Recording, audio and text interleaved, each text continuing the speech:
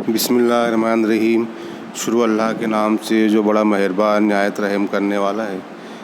अज़ीज़ तलबा व तालिबात, जमात 12वीं के उर्दू ऑनलाइन तदरीस में आप तमाम का इस्तकबाल है। उम्मीद है आप लोग खैर आफियत से होंगे। आज हम आपके सवालिया पर्चे के मुताबिक सेक्शन सी, जिसमें क़वाइद यानी ग्रामर के सवालात का मुताला करने जा रहे हैं। तो आइए सेक्शन सी के सवालात का मुताला शुरू करते हैं। इसमें सबसे पहले आपको सवाल आता है कि हम मानी अल्फाज की सही जोड़ियाँ बनाइए। किन्हीं चार की आपको सही जोड़ियाँ बनानी होती है। हम मानी अल्फाज या मुतरादिब अल्फाज दोनों सवाल पूछे जा सकते हैं, दोनों एक ही है। हम मानी यानी एक जैसे मानी वाले अल्फाज, और मुतरादिब अल्फाज यानी वो भी हम मानी अल्फाज ही होते हैं जिनके एक जैसे मानी होते हैं। तो एक तरफ इस तरह का आपको सवाल दिया होता है जिसमें दिया है अलील, अक्लमंद, सजना, मखलूक, मरीज़, जीनत, लोग, मुल्क, दुखिया, खलकत, होशियार, सवरना, बीमार, दाना, किश्वर, देश, दानिश, फैशन, अवाम, वतन। इस तरह का आपको सवाल दिया होगा और जवाबात आपको इस तरह लिखने जिस तरह मैंने यहाँ पर लिख के बताया है कि नंबर 1 पर की जोड़ी बनेगी। जैसे अलील है तो अलील का मानी अल्फाज होगा मरीज़, दुखिया और बीमार। इस तरह से ये एक जोड़ी बन जाएगी। उसके बाद नंबर 2 अक्लमंद, होशियार, दाना, दानिश। इस तरह से अक्लमंद के ये चारों हम मानी अल्फाज मुतरादिब अल्फाज हुए, अक्लमंद, होशियार, दाना और दानिश। उसी तरह नंबर 3 पे सजना, उसका मानी अल्फाज हुआ जीनत, दूसरा हुआ सवरना और फैशन। ये चारों हम मानी अल्फाज हैं। उसके बाद है नंबर 4 मखलूक, लोग, खलकत और अवाम। ये चारों एक ही हम मानी अल्फाज मुतरादिब अल्फाज है, इसकी ये सही जोड़ होगी। नंबर 5 पे मुल्क, किश्वर, देश और वतन। ये चारों हम मानी अल्फाज है। तो इस तरह से आपको इसके जवाबात लिखने हैं। आइए हम मानी अल्फाज की दूसरी भी जोड़ है वो भी देख लेते हैं। इसमें पहले में रफ़ीक, परेशानी, बदमज़ा, सरासेमगी, कड़वा, तनख्वाह, वजीफ़ा, दोस्त, अदराक, हैरानी, फ़हम, तल्ख, पेंशन, अक्ल और हबीब। इस तरह ये आगे पीछे दिए हैं हम मानी अल्फाज मुतरादिब अल्फाज, और उसके सही जवाबात इस तरह लिखने के रफ़ीक उसका हम मानी अल्फाज होगा दोस्त और दूसरा होगा हबीब। उसके बाद परेशानी, सरासेमगी, हैरानी, ये तीनों एक दूसरे के हम मानी अल्फाज हैं। उसके बाद बदमज़ा, कड़वा, तल्ख। ये तीनों एक दूसरे के हम मानी अल्फाज है, बदमज़ा, कड़वा, तल्ख। उसके बाद नंबर 4 पे तनख्वाह, तनख्वाह का हम मानी अल्फाज होगा वजीफ़ा और पेंशन। ये तीनों एक दूसरे के हम मानी अल्फाज हो गए। इसी तरह नंबर 5 पे अदराक, फ़हम और अक्ल। ये तीनों एक दूसरे के हम मानी अल्फाज होंगे।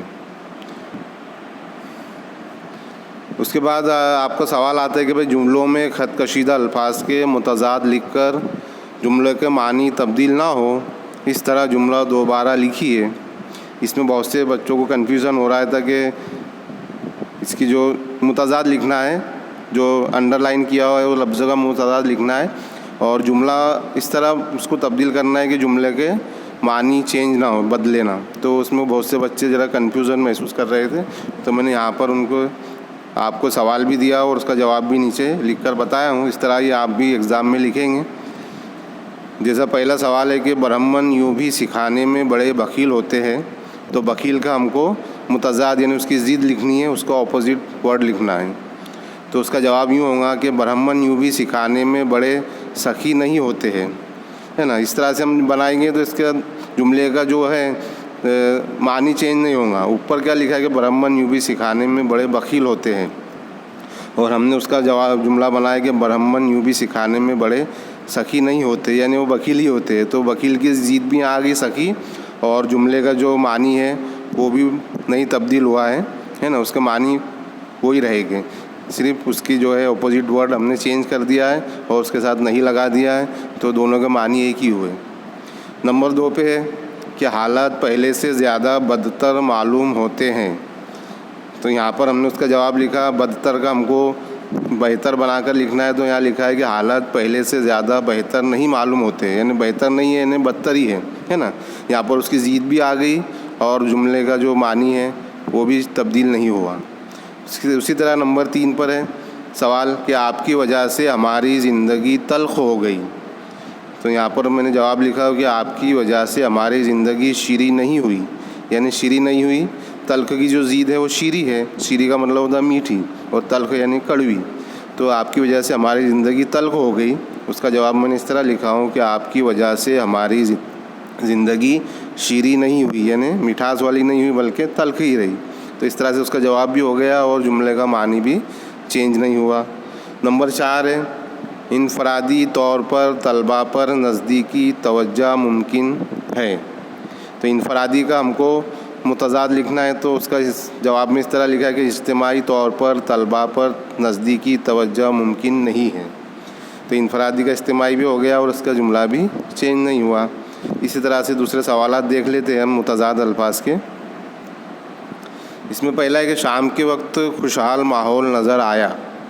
तो खुशहाल का हमको मुतज़ाद लिखना है, तो बदहाल, और उसका जुमला यूँ बनेगा कि शाम के वक्त बदहाल माहौल नज़र नहीं आया। बदहाल नहीं आया, ने बदहाल नहीं आया तो क्या होगा, वो खुशहाल माहौल ही था। तो खुशहाल की ज़ीद बदहाल भी हो गई और उसका मानी भी चेंज नहीं हुआ जुमले का।